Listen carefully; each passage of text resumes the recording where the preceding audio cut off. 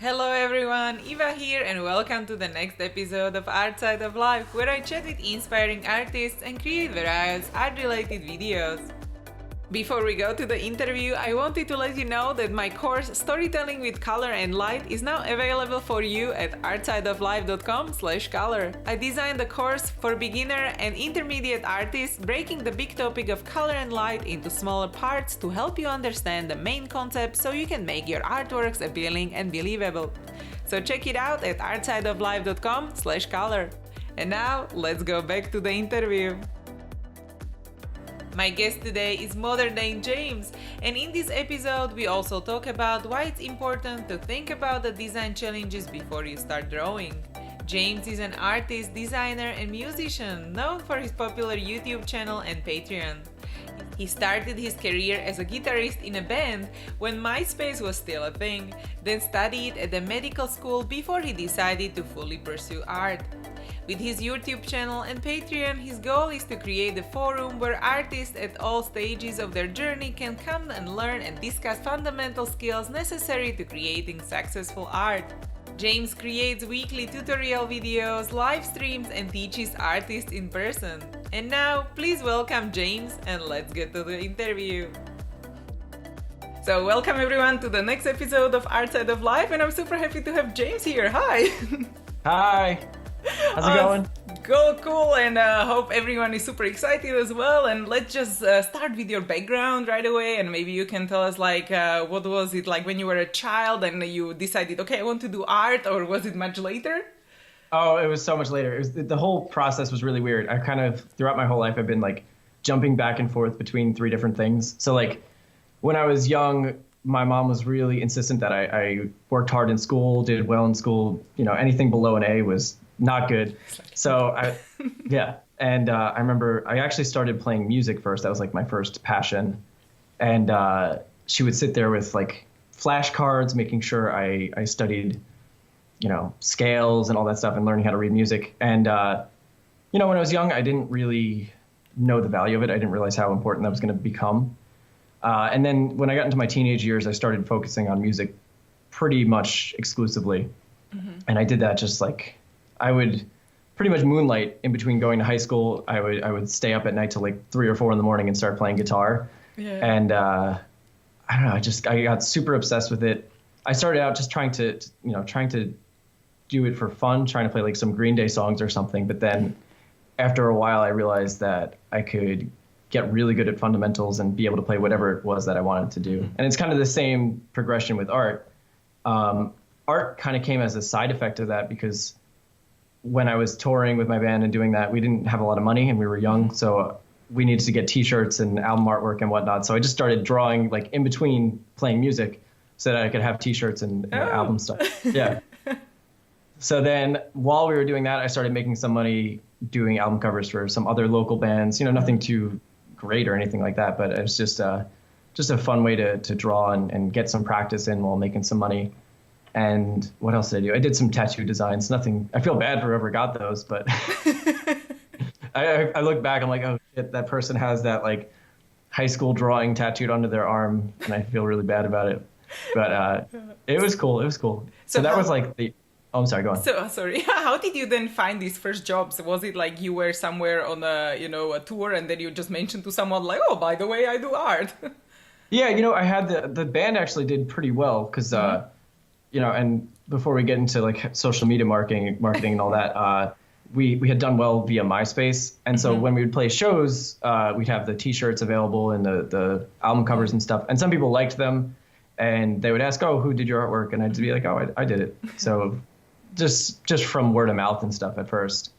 Oh, really cool. And so how did it go from that, or how do you split your time, with your passions, or how much time you what is the bigger percentage? Well, I really didn't spend that much time drawing. It was it would go in waves where I'd start and I'd draw I don't know, I'd have a week where I just drew all the time, and then I'd go back to writing music. And it kind of went based on what we needed to do for the band, because that was the main focus for everything. So it would be, when we were writing for the album, I wouldn't draw at all. I wouldn't do any drawing, and I would just sit there and write music all the time. Once that was recorded and done, Then it was, okay, time to make merchandise, time to market ourselves. So I was like, all right, get to the drawing board. And I started out by just, ripping off other artists that I liked. It wasn't anything creative. I would just kind of copy people and be like, all right, I like their line work. I'll just copy that, copy this. I didn't know any fundamentals or perspective or anything. I would just kind of study by ripping people off. But I thought that was it ended up being nice because it helped develop my style kind of early on. But yeah, it was a weird balance. And it really didn't, art didn't become the forefront of my life for a very long time after that.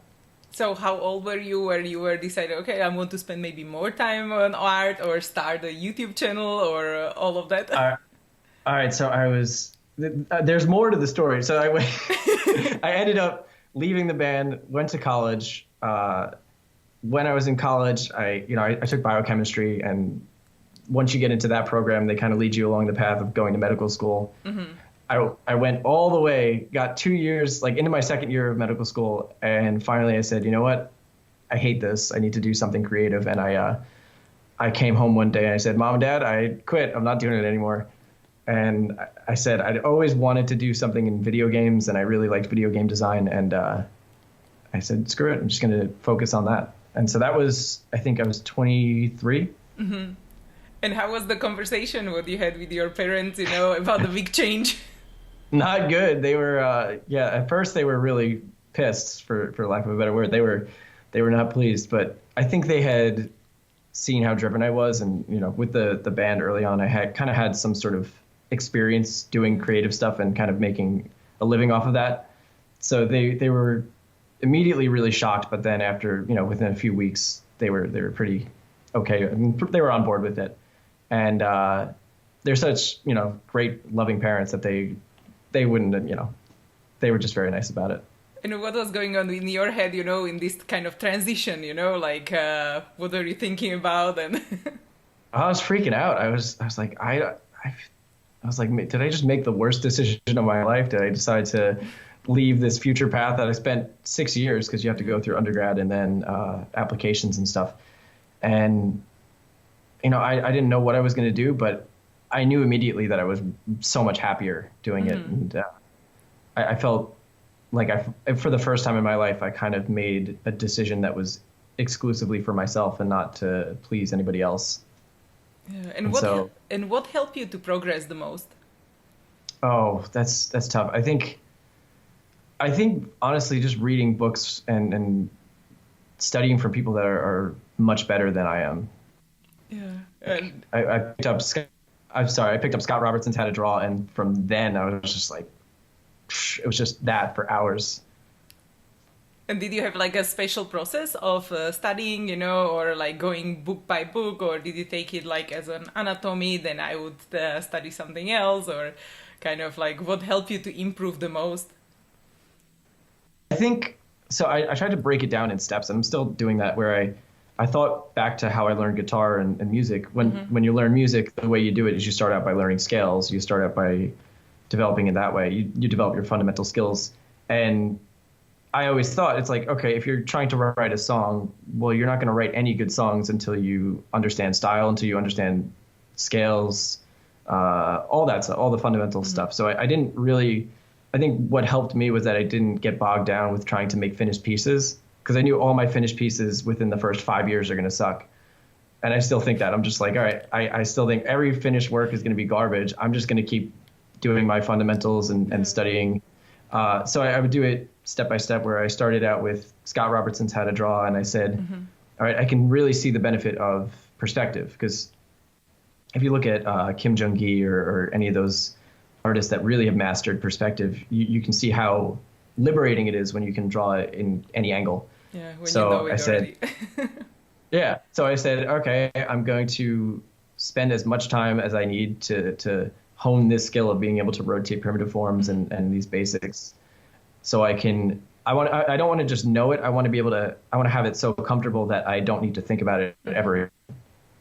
And so I feel like I'm just finally getting to the point where I don't need to think about it. And now it's the horizon's open. I'm focused on all other things now. Yeah, so you can create whatever you want, yeah. And so how was it, to finding, like sources of income when you did this transition, or maybe finding new clients, or kind of combining different sources of income? It wasn't easy. I did a lot of construction. I did a lot of what else I do? My friends all work in the music industry, so we did. I did band roadieing. I did all sorts of just manual labor jobs. Just nothing, nothing too great. And then the first job I ended up getting in art after I left school was I had set up my Instagram account, and somebody reached out to me to illustrate their Dungeons and Dragons character, and that was the most exciting thing for me. I was like, someone's paying me to make a drawing, and I was so happy about it. So, and did you ask someone maybe how much to charge for this first thing, or because sometimes that's a struggle when you do the first one, and it's like, how much should I ask? Who should I ask about it? Or I honestly didn't ask anybody. I had watched YouTube videos, I watched Psychra and Cynics, all that. But I figured I'm just going to charge based on how good I think I am and how much work I'm going to put into this. I think I ended up charging him like $150, which I don't know. I think it ended up being a pretty low hourly wage for how much time I spent on it. But that's fine. You don't want to charge too much right off the bat anyway. You just want to get paid for there's something very satisfying, and it's very reassuring to have somebody employ you for the work. It kind of shows that you're on the right path. You're doing something creative, and someone values your work, and then you can continue creating more art. So Yeah, exactly. And so how was it for you to start YouTube, and why did you decide to start YouTube maybe? Okay, so same thing. My whole path always comes back to how I started with music. And I remember when we started the band, my good friend Marcus and I would just make YouTube videos every week. We would just make. It was back when the first year YouTube came out. Yeah. I think it was 2005 or 6 or something. Wasn't it 4? 2000. Maybe. It was pretty early on in YouTube, and we would spend every week. We would just put up a new YouTube video of us playing music. I don't know who was watching it or if anybody was watching it, but over time we ended up getting. I think we had 500 subscribers. I don't know. And some of the videos when I would do these like cover songs, I would play. I played metal, so I would always cover bands that I was into, and eventually that started getting. It helped us get our initial following with the band. And so I said, all right, I'll just do the same thing. It's a good way to practice. It's a good way to develop your skill. I think anytime you have to teach something to somebody, you need to be really comfortable. You need to understand it well enough to convey it to somebody else. So I said this would be a good way to kind of get my work out there while also spending as much time as possible practicing. Yeah, and now you do also live streams. Do you do it through YouTube or Twitch or some other platforms? I mostly do it. I live stream through YouTube because I have all the content there. I have the YouTube videos, and it kind of gets everybody going there. I also do the Gumroad videos, which is nice because you can get a longer premium video. And sometimes I stream on Twitch playing video games, but but that's not for anything serious. And so where do you spend the most focus? Is it YouTube, or where can people find you on social media the most? Mostly YouTube, yeah. And do you have some tips, maybe what to avoid, or what is a good thing which worked for you?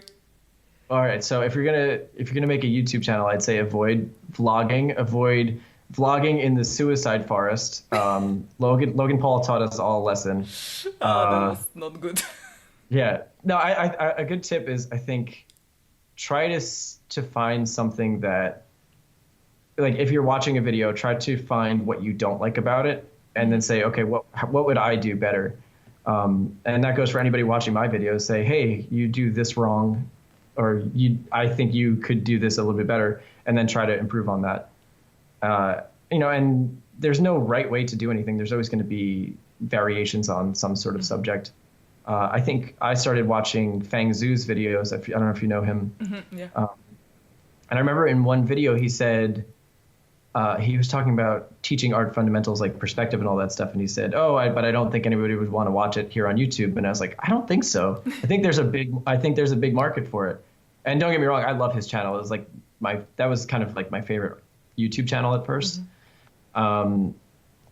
But I said, I think there's definitely a market for fundamentals. And I started pretty simple, just doing boxes and duplicating curves and perspective, really kind of like the super fundamental stuff. And there's other videos on there like that, but it helped me get like it helped me when I just put out some videos that were crappy just to get those bad videos out of the way. But yeah, I think you need to find like try to find a problem and then try to address that problem. Before we continue, let's thank our sponsors. Are you looking for a top quality print shop and online store to sell your art prints? Then you should definitely check out InPrint. InPrint has been helping artists print and sell gallery quality prints of their work all over the world for over a decade. Created by artists for artists. InPrint ensures that you as an artist get your artworks printed in the highest quality and you earn the highest percentage compared to the others in the industry. The online gallery at inprint.com is curated by the members, resulting in a beautiful and unique collection of work. Support your favorite artists, discover new ones, and start selling through your own gallery today. And because you are part of Artside of Life community, you will get a special 10% discount with the promo code ARTSIDE. Don't wait, visit artsideoflife.com/inprint and use promo code ARTSIDE. If you love discovering and trying out new art tools, you should check out Art Snacks. When you subscribe, you will get a box of high-quality art supplies every month. I have already discovered so many amazing new products, limited edition tools, and exclusive supplies only available to subscribers. Art Snacks definitely helps me to get more creative and try different art techniques every month. There is also Art Snacks Challenge, where you can share your artworks using only the tools in the monthly box. You also get to join the Art Snacks Mix community, where you can talk with other artists like you, inspire each other, and improve together. And because you are part of Artside of Life community, you will get a special 10% discount with the promo code ARTSIDE10. So don't wait, visit artsideoflife.com/artsnacks and use a promo code ARTSIDE10. If you are a digital artist, you will love AstroPad. AstroPad is an app that turns your iPad Pro into professional wireless graphics tablet for your Mac. I use it to work with Photoshop and Illustrator to create highly rendered artworks for my clients directly on my iPad. I was super excited to discover AstroPad because the painting apps available on iPad don't have all the functionality like Photoshop. With AstroPad, I can use all my favorite and custom-made Photoshop brushes, which is super cool. And because you are part of Artside of Life community, you will get an exclusive 10% discount on AstroPad Studio licenses. To get started, go to artsideoflife.com/astropad and enter the promo code ARTSIDE. And now, let's go back to the interview. And what would you think is your specialty? You know, like what can you bring to the creative market of all the artists and help them improve? I don't know. I think I just talk a lot, and then I think like I say things, and then I sound like I'm confident about them, so then people believe them. I don't know. I think maybe either that or I approach it in somewhat of like a scientific structural kind of way. I think maybe that's the thing, is like I'll boil it down as best as I can into like digestible steps, like step 1, step 2, step 3. Yeah, because sometimes when we know a lot of stuff, then it seems obvious, right? But then if you teach it to someone completely new to this subject, then it's like, oh, actually, yeah, I should talk more about also the obvious stuff. Yeah, I find that too because now I'm teaching at Brainstorm and I'm teaching in person. I find that I'll go about something, or I'll think I know a way to teach this, or I know it well, and then I'll stump myself, or I'll be like, I don't know what I'm talking about here, and then it's kind of a really good feeling because you get that rush of adrenaline, and you're like, all right, well now I have to figure this out because I have everybody watching me here. I really don't want to mess this up. So then you kind of logic your way back into answering their question. And yeah. I don't know. I think that's been like the best thing, is kind of pushing myself and putting myself in situations that are really stressful and then having to rise to that occasion. Yeah, because definitely when you are teaching, because also when I started to teach, it was like, yeah, I actually have to think about my process. Like, what do I think about when I do that? Or, something which like, yeah, I just do it. And then you're like, okay, but actually I think about this composition, the value structure, the color, or other stuff. Yeah. Yeah, that's actually like, I used to when I first left school, I started just doing digital all the time. And maybe I could get something that looked kind of all right, but I realized I was spending so many hours just because I wasn't thinking. But now when I draw, the whole thing is thinking. And I'm never just pretty much never just noodling. It's usually there's some sort of idea and I'm trying to boil it down to the simplest thing possible. Yeah, yeah, because actually, yeah, a lot of artists like to doodle also when they are at school or maybe when they are like teenagers. So you never done that. Yeah, I mean, I sort of did, and I'm like trying to reintroduce that back into my process a little more. Like, I think in general, when you first start, like, if you're starting a drawing, you can start really loose and with a nice like gesture drawing, and that gets a lot of energy and life into it. But after that, it should, in my opinion, there should be thought about the rest of it.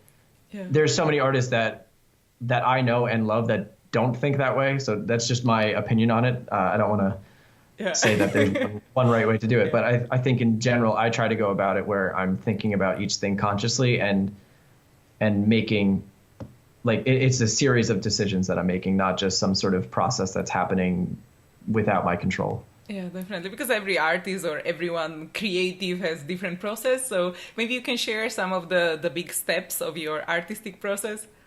Sure. I mean, if I'm talking about the way I draw now, usually I try to think like I'm a director. I think, where's my camera position?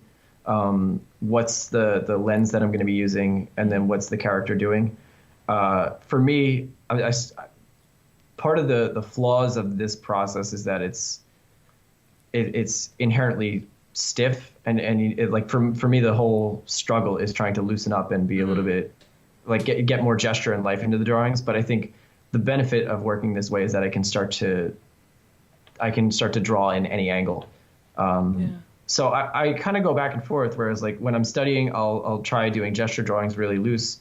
I wake up in the morning and I'll sit on YouTube and just sketch gestures and stuff. Sometimes I'll do a process where I'll just do a gesture drawing and then do a final line work over it. Other times I think the ultimate challenge for me is then stripping all that away and then trying to make a cool drawing, just starting with my final marks.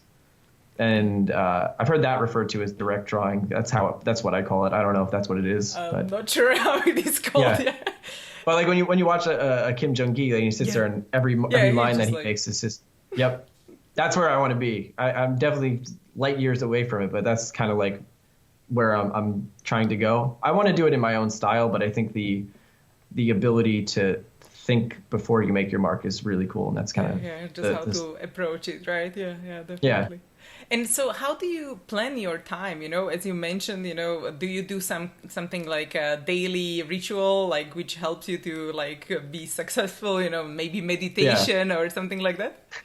I should probably meditate a little bit more. I was doing yoga for a while. I've been slacking. But yeah, I think daily schedule is probably the most important part to do anything successfully. It doesn't need to be so strict, but have a general breakup of how you're going to be doing it. For me, with the YouTube channel, it was really great because my goal at first was to have a video every week. Mm-hmm. And that's something if you hit or not. Like if you upload that video, if you upload it or not. It's not an amorphous goal. Like if you say, oh, my goal this week is to get better at art. Mm-hmm. Well, what the hell does that mean? It's so amorphous. Yeah. And there's no concrete steps to do that. So for me, if it was take it step by step, say every week you have to have a new video, then you put the video out, and even if it's not up to your standards, at least you worked towards that. And sometimes you have to pay the consequences of a video that's not so good and go on Reddit and then 4chan and then they start hating on you. But it's like it's there, yeah. Oh yeah. And how do you plan maybe your week, or kind of put together timings or like a schedule? Like, okay, this is the time for editing, or video making and music and art and everything. Well, music has taken a sacrifice, but usually I do. So when I first started, it was Monday through Wednesday morning was all just getting footage. Mm-hmm. Then Wednesday and Thursday was editing and voiceover. And then Friday would be the release date, or maybe it would be Thursday night. Sometimes if I finish a video early, I get too hyped up and I'm just going to release it early. But now I have to balance it out because of teaching in person. So now I go Monday through Wednesday. I'm trying to make a Gumroad video. Wednesday night, I have to teach at Brainstorm. Thursday is maybe editing or voiceovers. Friday is teaching at Brainstorm again. And then Saturday morning teaching at Brainstorm. So it's like I'm really just kind of trying to cram everything in in 1 week, and then Sunday I'm like, I need to take a break at this point. So you take a break like once a week at least, like yeah, it's got to be the whole weekend, so one day at least. Yeah, I try. You gotta make sure you take some breaks, otherwise life becomes a little too boring and you become too focused on art, and then you're in front of the computer all the time. Yeah, it shows in the work. I think also taking the time to go out and sketch in public is really important too. Yeah, because when you mentioned that you did like sketches of the characters on YouTube, so you watch like this live drawing thing when they turn around or change poses? Yep. Yeah, I do that. There's the Croquis Cafe. One of my favorite artists, Evan Amundsen, mentioned that he used to watch these he used to watch ballet dancers, and then he would go frame by frame and do the gestures of those. Yeah. So I've been trying to rip that off, and anytime I'll look for something that has cool gestures to it, and I'll go frame by frame and capture those gestures. Yeah. Have you read the book Drawn to Life? No, I haven't actually. Yes, you might like that one. That's also all about gestures and like how they approach this observation of figure drawing in like Disney in the a long time ago, okay. How they started even. Oh, that's awesome. All right, I'm going to write that down. So that one it has actually 2 editions. It's like really thick book. So it's like giant. Okay. So that's also, really I definitely need that. I definitely need that because my gestures are lacking in my opinion. But it's like always, everything can be always better. So, then I was trying to improve that. But I try to go to live drawings as well, but I haven't tried these ones on YouTube. So I have to try that. Yeah, I think it's fun because when you do it on YouTube, you can get weird frames or weird poses that you normally wouldn't see. I think drawing from life is probably more beneficial in terms of I don't know. It's just there's something different about drawing from life versus drawing from on the computer. But they both have their benefit, and if you don't have time to go out to a life drawing thing, it's always good to just click online or something. Yeah, definitely. Because also you need to go out sometimes if you are editing all the time, and because when you mentioned your teaching, is it online? Is it in person, 1-to-1, or how does it work? It's a class of 20. So I go over to Brainstorm. And then I teach in front of a bunch of people. They put I have a piece of paper I sketch, and then it projects on the screen behind me. And so it's in person, and then I do patron one-on-ones online. That's via the internet, and then group lessons as well. So it's a lot of teaching. Well. Yeah. Oh, that's really cool. Yeah. So then you have different types of subscriptions on Patreon, like just a support, or how did you decide on the split for the Patreon? I tried to figure it out based on I knew what I was going to be doing anyway. I was going to be making videos. It started out with the $5 option was you could get all the playbacks to the live streams. But I've been doing less live streams and doing more Gumroads. So now it's just if you subscribe for $5, you just get whatever Gumroads I make during the month. There's an $8, which is critiques. And then we have the group lessons, which I got the idea from just because Brainstorm and stuff, they have these classes where everybody comes together. The group lessons are fun because we do them every Saturday. It's $30 a month, but it's 4 lessons, which is like the hourly rate of that's not so bad. And it kind of benefits them and benefits me as well. And so that's the thing too, is anytime you're I don't want to focus too much on the monetization of art, but I think it's important to be able to subsist the lifestyle of being creative and making art. And, I think you can be just as creative about the way you monetize it and the way you can, I don't know. I think it's beneficial to both parties. Yeah, definitely. Because as many people as you can help, then that can get better in art, and also then you can create more stuff and you can continue teaching them. Because if you cannot make money out of it, how would you continue actually helping them? So yeah, exactly. Well, exactly. I mean, the more support we get, the more we can put out content. And the less I have to live in my mother's basement forever. So, that's one of the arguments, because some people always, I read too much of the online stuff, and they'll be like, oh, you're focused too much on money, but it's. You have to. It's a job as well. Yeah, exactly. I mean, I usually spend around 60 hours a week. So, I mean, if you're doing that much, you're not going to have time to do anything else. Yeah, yeah. So So definitely, because also when people want to get some ideas how to can make art living as an artist, so yeah. do you have some other tips for someone just starting out, like selling art prints? We talked about Patreon, maybe YouTube, advertising. Do you do other stuff? Oh, Gumroad as well. Yeah. Yeah, Gumroad is good. I think so for me, most of the monetization comes from teaching, which is a little bit easier to sell because it's kind of a service. But it also benefits me because I get to learn. If you're trying to sell your own individual art, I think that's a step further. I think that's the next most difficult goal because for me, some of my artwork can be not that great, but I can help people learn because we're all in the same process of learning together.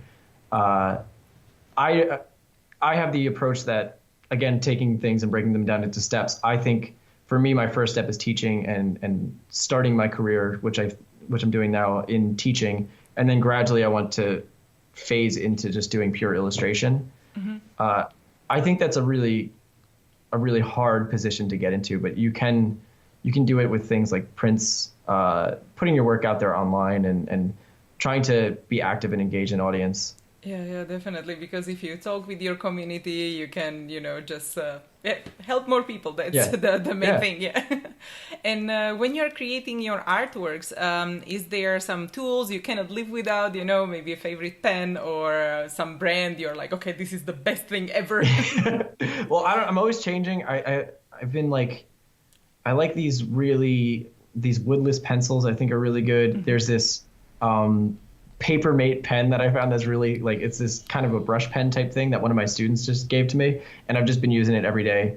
I've gone through so many different drawing tablets. I have the Wacom Intuos Medium, which is kind of, I thought I really liked it at first, but now I'm realizing I kind of hate drawing without being able to see where my hand's going. And then I have two other tablets, which I'm not going to name because they've just, I bought them, or like one of them sent a tablet to me for a promotional thing, and then it just exploded. Oh no. So I'm not going to get involved in that. So I'm not going to recommend that. But I would say the whatchamacallit, the what's the Wacom with the display? It's the Cintiq, I think is the best one. Yeah. But I sold the Cintiq so I could start the YouTube channel. So I have to now work back up to getting a Cintiq again. Yeah, definitely, because then if you kind of start on that and then you have to get used to something else. But yeah, but there are like other options. There are a lot of other tablets which are good. So, but it's good to try. Some of them are good. Yeah, some of them are good. Be careful with them. Like I said, mine they were working absolutely fine. The tablets were great. They felt really nice. And then all of a sudden, I got a thing that said driver error, and then the tablet wouldn't work on any other computer. Yeah. Wow. Okay. That's weird. Because now I'm using iPad, for drawing. Oh yeah. And because I'm using it either with AstroPad, where you can like actually use Photoshop on the actual drawing, so I can have all my Photoshop brushes, which is really cool, and then you can use the other apps which you like. So. Okay, yeah. Well, the iPad I heard is amazing. I haven't used it yet, but I heard it's really good. I went to try it to the shop, and I'm like, okay, yeah, I like it. Yeah. And so, do you still prefer more digital or more traditional media? I go back and forth. I think traditional always is going to feel nicer. There's something about having that texture of the pen on the paper. I like the fact that if I'm drawing in pen, I really can't erase, so it kind of pushes me a little bit further to be decisive with my decision making. And I don't know. I think traditional is always going to be nicer. You're always going to have that connection. Whereas digital, the closest you can get is having your the display tablet. But then one of the issues is you can get in those Control Z loops where you just keep making a mark, Control Z, one of those marks, undo, and I used to spend so much time doing that. That's why I started, drawing more in traditional. Yeah, that happened to me last time as well. I was sitting near the computer, I was drawing something traditionally, and I was just, and then I automatically went to computer and just pressed that, and I'm like, oh, damn it. Oh yeah, that's how you know you have a problem. I did the same thing. I was drawing on pencil, and then my hand started doing this. I'm like, I'm at a cafe right now drawing with a pencil. I can't Control Z this. Yeah, but yeah, that's just not good. Yeah. But if you think about your artwork, was there something, or the projects, was there like the most memorable artwork or a project, maybe because of the time of your life or the project itself?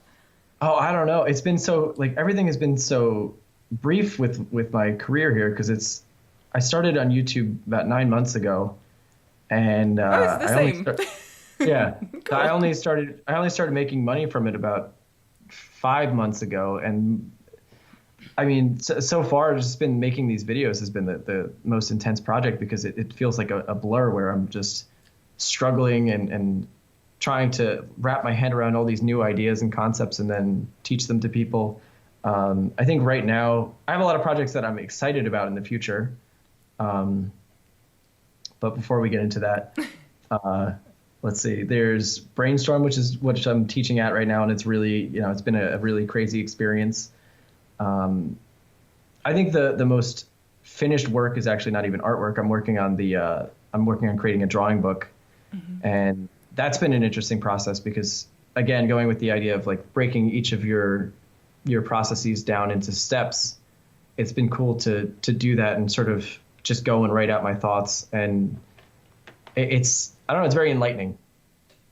And when you are creating the story or like your worlds or something like that, do you start from the character or from the environment or a moment which happened to you?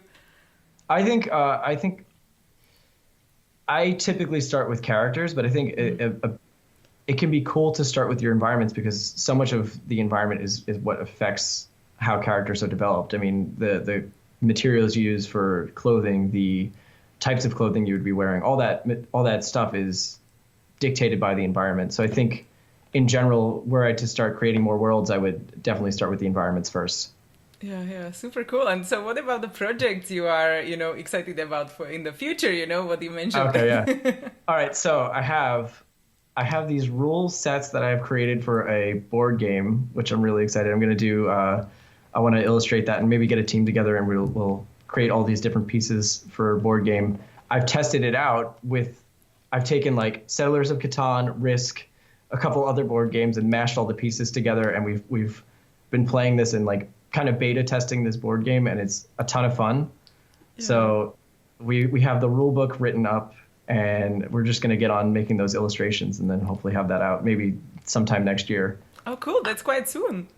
Yeah, hopefully. I mean, I say that, but it might end up being 2 years from now. Who knows? Yeah, that might be a tight schedule to create everything. Like. Yeah.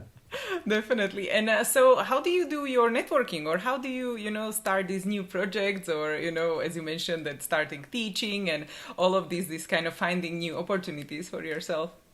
Yeah, it's all been really kind of organic in sort of a way, like not entirely organic, because when I started the YouTube channel, most of the networking that I made in the art world has been through the YouTube channel. So when I started it, I was creating these videos, and I was pretty shameless about advertising. I would post them all over Facebook. I'd be like, check it out, look at this video, watch it. And I didn't mind. I didn't feel bad about advertising or spamming because I was really kind of happy with the work I was putting out. So I felt like, let me just get that out there. And then over time it started, building. And I think because I was very consistent with the uploads, it got more traction.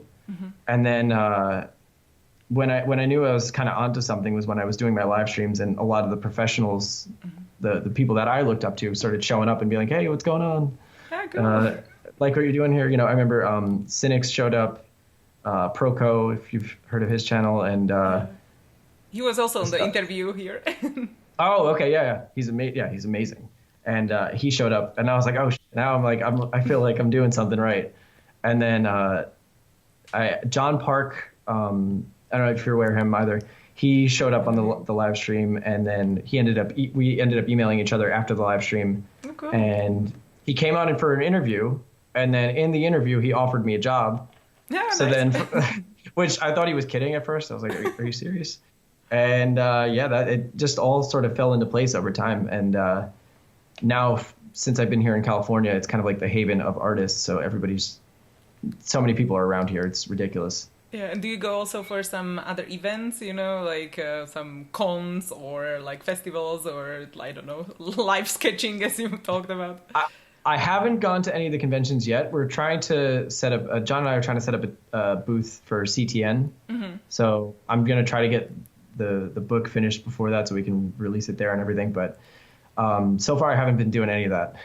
Oh, cool. So maybe see you next time on CTN. I quite like that convention. Yeah, that would be really cool if I could, finish up for that. Yeah, it's right now I haven't been doing too much. Mostly like any of my life drawing stuff, we just go out. I take my class out and we go to cafes or we'll go. There's an arboretum nearby where we just go and sketch. Yeah. Oh, I love that place. That's so beautiful there. Oh yeah, yeah. Yeah. It's so nice. It's so nice. So yeah, and then you have all good weather all the time, so that's also a plus. And if we think about like far ahead in the future, 5 to 10 years, what would be your dream scenario? If you cannot fail and everything is going according to your plan. So I think all right. So let's say 5 years.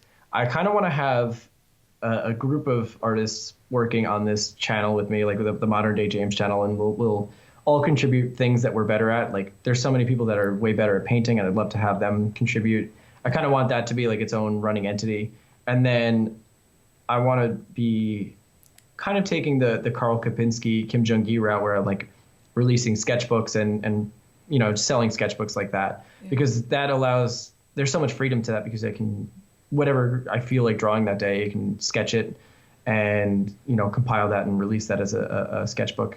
And I think with that, you're not really bogged down to do styles or things that you don't necessarily want to do. Yeah. And that's something I'm kind of loving about illustration, because that's probably my main focus is trying to become just a better illustrator. I love that, one, I can share my work. I don't have any non-disclosures. Two, I can really just hone down on fundamentals, and three, I never have to draw in a style that I'm not comfortable with or don't feel like doing. Because my initial goal was to work in video games, but I really didn't take very well to photo bashing and all that stuff. And it's not that I mind it. I think it's an amazing tool, and I think when you see what some people can do with it, it's incredible. I can't do that. I'm just not into it. Yeah. But there's some artists that are so amazing with it. But for me, I want to be able to. I just want to draw. I just want to draw traditionally. I want to draw and just release sketchbooks and stuff. Yeah, do what you enjoy, and as you mentioned, with these sketchbooks, that you can also avoid art vlogs, or these kind of things because you just draw all the time. Yeah, exactly. Maybe in the future I would make some sort of small indie video game project, because I had done some like game design work in the past where you code all the assets and stuff, and it's really a ton of fun. But I don't know. For me, the future is like completely open. I might even start doing some music again. I have something in the works for that. Yeah, and do you include your music on your YouTube videos somehow, somewhere, or how do you do, music? I haven't been doing a lot of music, sadly. I do have a separate YouTube channel, which is the Modern Day James Music, where I just have some snippets from new music that I have that I just didn't release, and some videos of me when I was like 10 years old playing guitar. I'm trying to incorporate that more and more into my life a little bit. Yeah, that would be nice also to have it in your YouTube channel somehow, also connected with art, maybe inspired from a music, how you feel, and then you have that type of artwork. Or even doing something like an animation would be really nice, because then you can score it out. And I don't know, there's so many different types of things that I kind of dabble with everything. Yeah, and right now for your YouTube videos with art, do you use like free music, or where do you find music? Because sometimes a lot of people ask about that. Sometimes I just use I'll just not pirate music, but I'll download it off YouTube videos, and then I just won't monetize the video because I like the way a certain song fits over it. Otherwise, I just use they have Creator Studio on YouTube where you can just go in their free music library. But I don't really care. I think YouTube monetization is kind of screwed anyway. If you've probably experienced this. Sometimes not the best. Yeah, it's not really the best. So I just kind of said to hell with it. I'm going to use whatever songs I feel like. And that might be some, I think I did a cloth video and I used Jordi Savall, who's this amazing, I forget what instrument he plays. It's like a lute or something. And he plays this medieval music that it sounds so fantasy based and it's great. And I just throw that in there, even if the video is going to be demonetized. Yeah, because I use TubeBuddy, which is also another one where they kind of offer you like this library of music, and then they help you with statistics and stuff. So this is actually quite nice too. So maybe you would like Oh, that okay, too. yeah. Yeah, that sounds like a good idea. I've heard some people use there's the YouTube channel Vsauce, which is one of my favorites, and they were talking about how they have all these different subscriptions that they can use for music, and I quite like the way that they go about their videos because they start with the music and how it makes them feel, and then they write the script based on the soundtrack, which I think is so cool. Yeah, because you can do also character designs like this, you know, the music when it's like really strong music that the character can be really tough and these kind of things. Yeah, I think music is plays such a big role in the whole process, you know, and even if I'm designing, the music plays a part. Even if I'm doing something that's different from the style of music I'm listening to, it's usually I listen to very heavy music, so it gets me pumped up. I feel like it makes me feel very confident. It makes me not second guess myself as much. Other times I'll listen to music that, just kind of fits that vibe. If I'm doing something that's very fantasy based, like I said, I'll listen to some sort of medieval music, and it just sets that tone. It builds that ambiance. It almost makes you feel like you're sitting in a director's chair, or you're directing a movie, and you can kind of just sketch based on that. Yeah, that's a really good idea, yeah. And if we think about like really far in the future, what would you like to be remembered for? I want to be remembered as a crotchety old grandpa who sat on his porch sketching people in the weirdest perspectives, yelling at children passing by. That sounds like fun. Yeah, no, I don't know. I think that's a really tough question. There's so many things I would want to do. I think I would just want to be remembered for somebody who put his all into whatever work he was doing, be it music or art, and maybe have some pieces that people look back and go, "Hey, that was pretty good." That sounds nice, and I'm looking forward to see your projects, which hopefully come like next year, right? Yeah, hopefully. And all of that with your awesome YouTube channel. So thank you so much again for being here. It was so nice. Oh, thank you so much for having me. I really appreciate it. Oh, thanks again, and thanks everyone who was watching today or listening, and see you guys in the next episode. Take care. Hey guys, thank you so much for watching. I really appreciate you being here, and if you enjoyed this video, please subscribe because I post new videos every week. I will be also super happy if you let me know your thoughts in comments and give the video a thumbs up. You can find all the resources mentioned in this episode at artsideoflife.com. Just type a guest name in the search bar. There is also a couple of free artist resources ready for you. So if you want to listen to the interviews on the go too, make sure to check out the podcast at artsideoflife.com/podcast. Continue to inspire each other, and I will see you guys in the next episode. Bye!